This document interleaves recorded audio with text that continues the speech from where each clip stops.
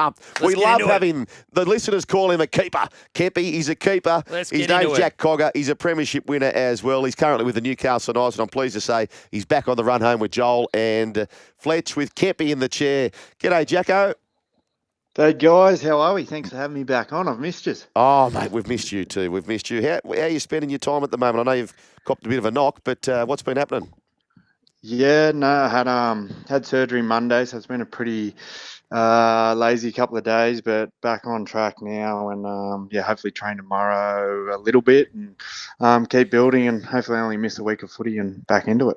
Mate, I didn't ask you this last time, and you can catch up on the podcast our former chats with Jack Cogger, who, what a great story. Australian schoolboys with Nathan Cleary, ends up winning a premiership with Nathan Cleary, an amazing story.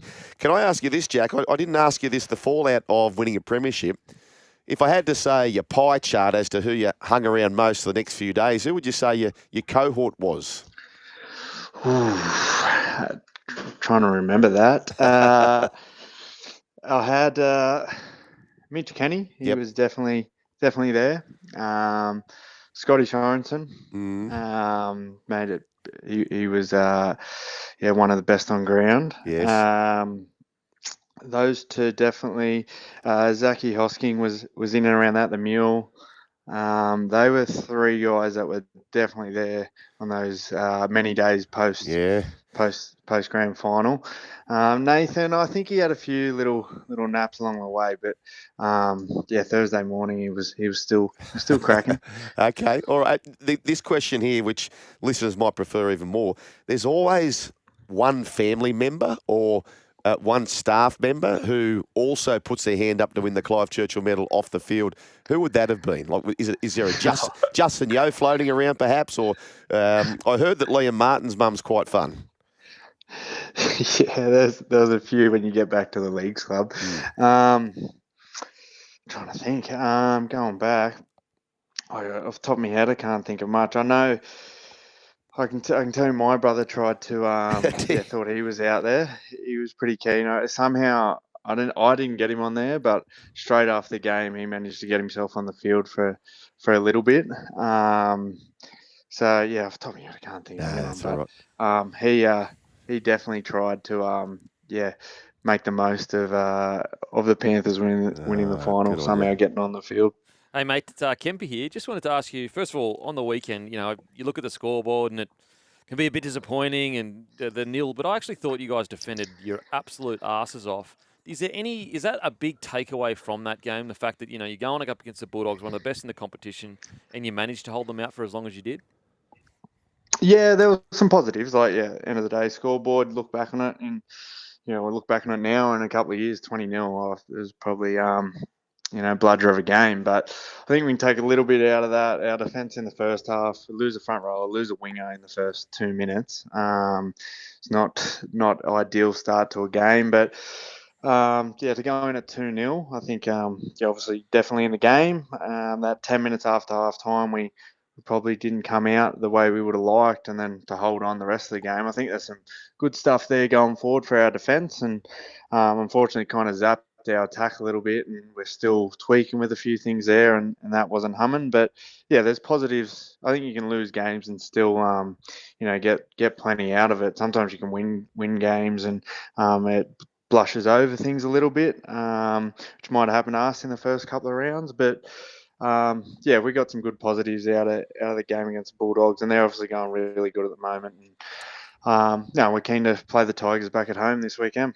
And, mate, the Knights, it's no secret that attack has been something that you have really tried to work on, and probably, I guess, your Achilles heel. And as a half, you've just had so many combinations. Is there, I guess, as much as you can tell us, what steps are being taken to just finally get it to all click together and be able to put points on the board? Yeah, I think those combinations, as you said, that's the main thing. If we can...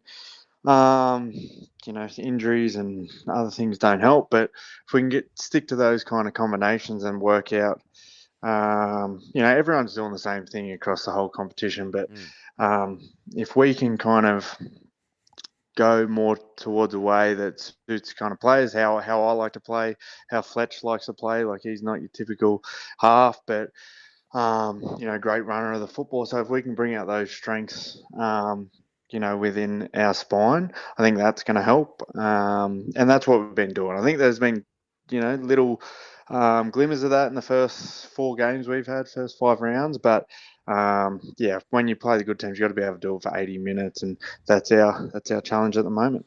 Chatting with Jackie Cogger from the Newcastle Knights. Hey, Jack, how does Adam O'Brien handle, and I assume many of the teams, and you say most teams do similar things, how does he handle a bye at this stage of the year? Because on the one hand, you're only sort of a month into the competition, but on the other hand, you kind of think, okay, well, it is a month after trials and so forth. Maybe it's a good time to give the boys a whole week off, or how does it go down, or do you keep marching on? What happens? We got some work done. The bodies were, you still need to freshen up when you can take it. But we got a bit of work done early in the week, and then he was happy for us to kind of have the weekend off, or a long weekend off we had, and still stay around each other. Had dinner and a few beers, but at the end of the day, we're only a couple of games in, so still work to do. I think we've got a 13-game run now, so it was important to take that rest when you can, because there's not going to be much coming up. What about your old team, the Pennies? They're under siege at the moment, haven't won in Australia this year as far as the Premiership's concerned. You've been inside those doors, probably not to this level where there's losses after losses, but how do you think things might be there right now? I think, and speaking of the board, I'm pretty sure at the moment, yes, I'd like a few more wins on the board, but then it's not panic stations just yet. I think, the quality they have in that team, you'd be silly to write them off just yet. And hopefully tonight they get back on track for their sake. But I think, if they don't get up tonight, there's probably a few more questions and answers. But I'm confident, for the experience they have in their team and the quality they have in their team, they'll be able to get their season back on track. And, if you look at their last couple of games, bar probably one of them, they probably could have won the game in the last couple of minutes. And last year, or the last couple of years, they probably have won those games in the last couple of minutes. So that's probably the difference at the moment. They're just not finishing those ones off. But I'm not writing them off too early. And mate, for yourself, you've got the season to kind of work on combinations with Sharp and Ponga, but you've got Brown arriving next year. And I mean, I know people it's a foregone conclusion that Brown just slots straight in, but you're a competitor, you're a professional. Are you looking to dig in and try and put your best foot forward this year? Yeah, of course. I think, I can't control what happens in 12 months, but I can control what happens, right now. And that's for us to play well and win footy games. And then when we get to that, if I'm in good form and playing well, doing my job for the team, and things tend to take care of themselves. But as I said, that's all a part of footy. I've been around a while now, and you see these things happen all the time. So I can't really worry what's going on for next season just yet. There's a lot to happen probably in the next 48 hours, let alone 12 months. And for the listener, what's it? Because we always, listeners hear the stories of the big stars on these $1 million contracts, and I've been in a similar situation, mate, where you're in a starting side, and then a guy like Israel Folau or Greg Inglis is going to get signed and brought to a club. When you're sitting there reading those headlines, could you explain to kind of the audience, what is that feeling like when you're trying to do your best week in, week out, but those headlines are hanging around? Yeah, I think like anyone, you probably go, what's the best word here? Bugger. So, and that's just a, human response, I think. But when you, as the word used, competitor, you quickly flick that switch to, all right, well, what's my job now? Well, what do I need to do? Or how do I put myself in the best position to compete? And, or, how am I going to get better and get in those positions? So, as you said, straight away, there's a bit of a response that's probably negative, you could say, but how quickly you can kind of turn that and make it I suppose a positive, and if anything, use it to your advantage to play better. I mean, funnily enough, you've not in a similar position, but you look at the Panthers situation before you were signed with the Knights. You go on to have an incredible season with the Panthers, and all of a sudden, you arriving at the Knights was putting pressure on guys that also had good seasons, and it just shows you how quickly good form can change a lot of the conversation, and as you yourself have done that before, Yeah, that's it. Or a day's a long time in rugby league. So who knows what time Dylan Brown gets here next year, what that looks like. But at the moment it's about controlling what we do this weekend or what I do at training tomorrow. And you can always look ahead of what it might be. But at the end of the day, a lot can happen, a lot changes between now and then, and just people have been saying about be in the present and take control of that. Mate, talking about being in the present, talk us through the grand final. So, Luai, shoulder injury. I'm sure you're sitting on the bench going, when do I get on? And then all of a sudden, you get the tap on the shoulder. It's one of the greatest grand final comebacks all time, Wow. one of the greatest grand finals all time. What are you feeling like when you get that tap on the shoulder? The nerves, or they're already there, but the tingles really kick in as you get the interchange card and run down to the side.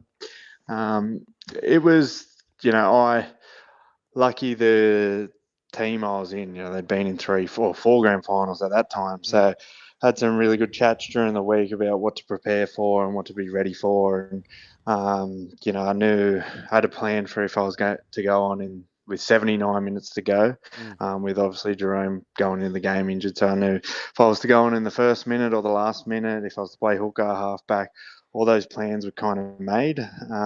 But you can have a plan, until you get hit in the face, I suppose. But lucky enough, I was in a way played a bit of a game in my head of what that might look like if the chance was to come up. And then I was on the field and have the best seat in the house to see Nate do his thing. And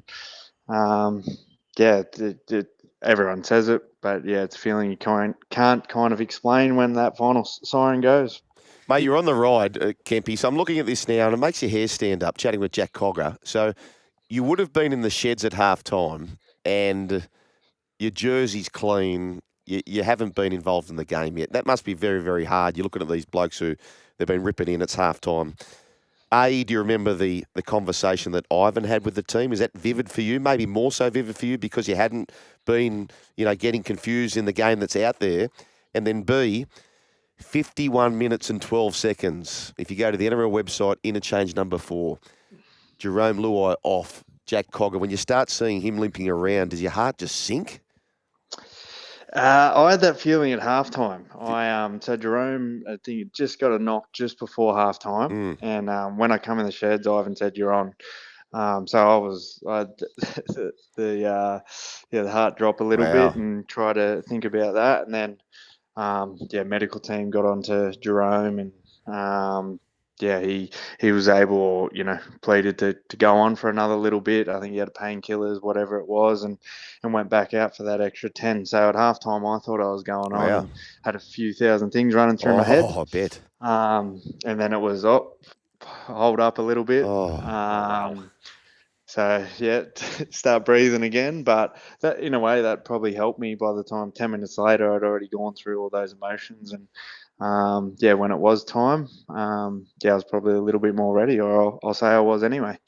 And, mate, you get on the field and all of a sudden you're looking up at the scoreboard going, oh, my God, what has just happened? We have just been punched in the mouth by Ezra Mam. Now, sometimes you can feel history about to happen, and sometimes you cannot feel history about to happen. You're shocked by it all. When did you know that the momentum had completely swung and all of a sudden history might be made? I think it was that 40-20. I think we still had we're still 2 scores behind, but when Nath kicked that 40-20 after Moses' try on tackle 3, I think it was, you start to see things. I'm like, Nath kicks those every week at training with his eyes closed. So when he did that, and it was just, you had flashes of training of him just the ball on a string. And that was a bit of a moment for me. I was like, well, we've got the momentum, and we've probably got the best player in the world with the ball on a string for the next 10 minutes or 15 minutes, whatever it was. So that's a moment that always sticks out for me of when I thought, we're a big chance of pulling this one back. So He did this on the weekend, actually, Kempy, against the Cowboys. So he most often kicks, he's a right-footed kicker, so he most often kicks to the right, kicks to the right. I swear he must be looking at that opposing winger and going, what's he doing as I do this? What's he doing as he do it? And then he pulls the trigger on that 40-20. Very few people get to play Robin to Batman, which you have. Batman, of course, is Nathan. What is it about him? Like, I mean, he's quick. He's not the quickest. He's big. He's not the biggest. What is it about him? Is it a mental thing? Is it just... Why is this bloke so great?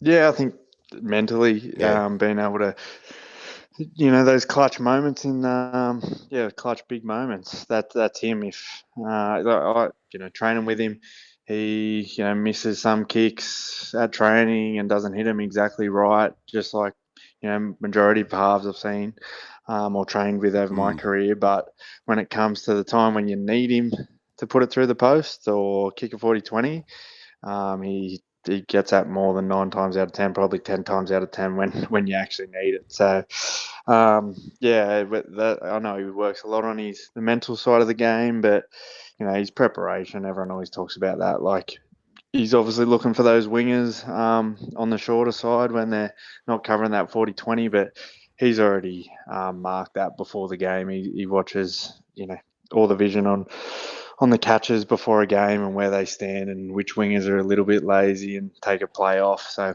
he knows, those hookback 40-20s are a chance going into the game. And if he sees them that he gives them those cues that he thinks he's going to get, he nails it. Mate, and when you got on, was it a plan for you to essentially be... Because, like, Cleary almost went to a second receiver role. Was that planned or was it just a natural fit that you just kind of came on and played that role? Well, we couldn't really train that way during the week for me to come on because I could have come on a hooker. Might not have got on at all. So, but we played together. Jerome was out for the first final when we played the Warriors home semi-final, and we played a little bit of that game that way where I was first receiver and Nath went to second. So when I came on, I think Ezra scored another try. So we actually had a little bit of time to connect and talk. That's probably a bad thing that he scored, but it gave us time to get together and I'll go, I'm on now. So let's kind of, you don't have Jerome. Let's do this. Let's go about it this way. And that's just how it kind of turned out. We did speak about it and we'd had a bit of, I suppose, training or familiar.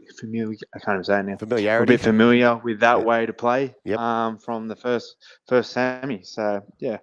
Hey, Jack, have you had a look at the draw? Have you got a game circle when you may be back? I'm hoping just the week off.